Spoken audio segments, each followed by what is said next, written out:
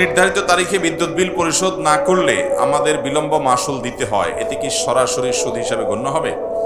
যেই কোনো লেনদেনে, যে কোনো কাজে আপনার আর্থিক দণ্ড যেটা আরোপ করা হয় শরিয়ার দৃষ্টিকোণ থেকে সেটা জায়েজ নাই।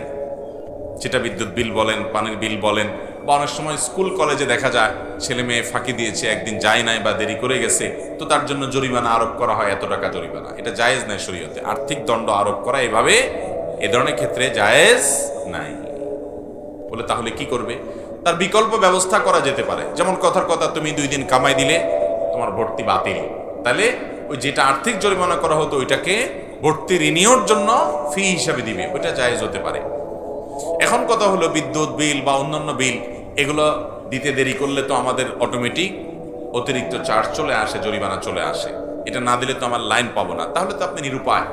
চেষ্টা করবেন সবসময় টাইমলি দিয়ে দেওয়ার, যাতে করে আপনার জরিমানা গুনতে না হয়। ইমানদার হিসাবে যাতে করে ওই গুনাহে লিপ্ত হতে না হয় বা গুনাহের পথ তৈরি না হয়, সেজন্য আপনি চেষ্টা করবেন।